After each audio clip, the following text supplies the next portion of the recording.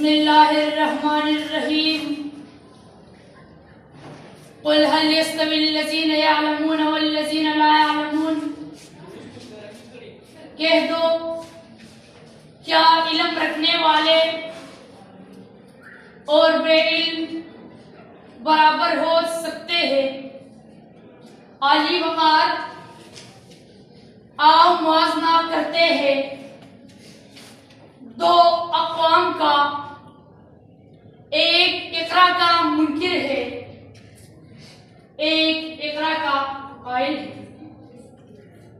اقرا کے منکر نے اقرا کو اپنا شعار بنا لیا ہے، اپنا کردار بنا لیا ہے، اپنے گلے کا ہار بنا لیا ہے۔ روز روز نئے ایجادات کرتے ہیں، روز روز نئے تجربات کرتے ہیں، روز روز نئے مشاہدات کرتے ہیں، جبکہ اقرا کا قائل اقرا کے حکم کو پسے پش ڈال کر جاہلیت کے نئے نئے ریکارڈز بنا رہے ہیں، پستی کی نئی نئی اکائیوں میں گر رہے ہیں۔ اقرا کے منکر پڑھ لکھ کر چاند اور مریخ پر پہنچ چکے ہیں، کروڑوں کہکشاؤں کے اربوں ستارے دریافت کر چکے ہیں، جبکہ اقرا کے قائل کو اسلامی مہینے کے پہلے دن کا چاند نظر نہیں آتا۔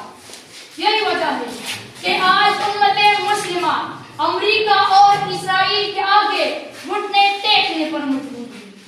امریکہ سے B-2 بمبار جہاز آتا ہے، ایران میں اپنے ہدف کو نشانہ بناتا ہے اور ہم فقط تماشا کرتے ہیں۔ اسرائیل جدید زہریلی ہتھیار اور سلیس فلسطینوں کی نسل کشی کر رہا ہے، جبکہ ہم بددعاؤں کے سہارے زندگی بسر کر رہے ہیں۔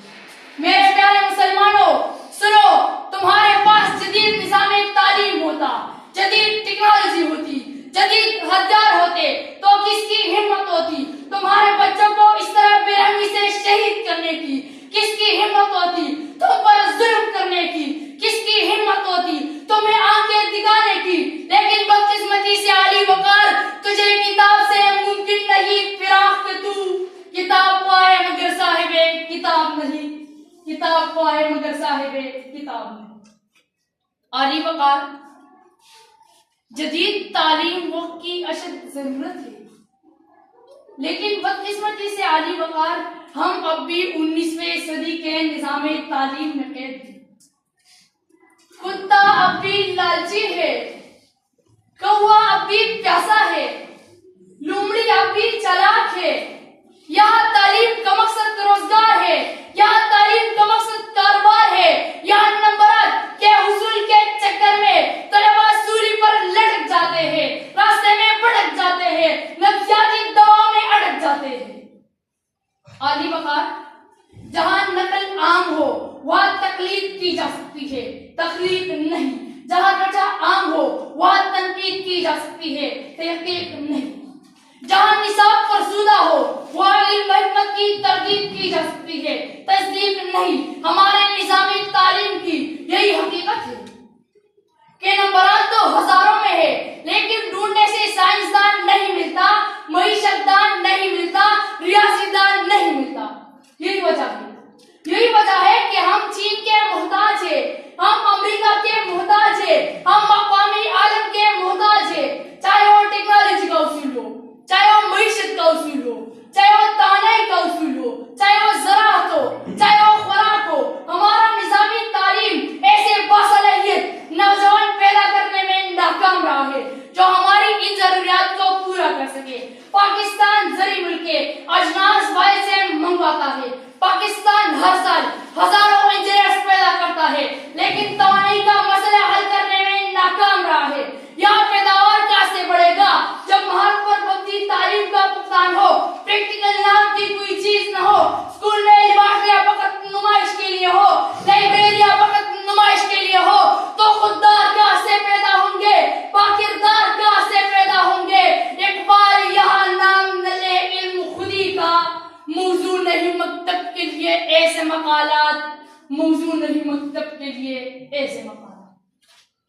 علی وقار، جب تک تعلیمی عمل میں جدت نہیں آتی ہم یوں ہی خوار ہوتے رہیں گے۔ ہمیں نصاب طلباء کی صلاحیتوں کے مطابق بنانا ہوگا، تنقیدی اور تخلیقی سوچ کی تربیت کرنا ہوگی، مہارت پر مبنی تعلیم کو فروغ دینا ہوگا، ڈیجیٹل لائبریریاں اور جدید لیبارٹریاں بنانی ہوگی۔ طلباء کی رہنمائی اور مشاورت وقت کی اشد ضرورت ہے۔ یہ طلباء کے ہاتھ میں قوم کی کامیابی کی کنجی ہے۔ عالی وقار طلباء کو جدت کے سانچے میں ڈالنا ہو تو تعلیم کے تیزاب میں ڈال اس کی خودی کو، ہو جائے ملائم تو جدھر چاہے اسے پیر، ہو جائے ملائم تو جدھر چاہے اسے پیر۔ بہت بہت شکریہ۔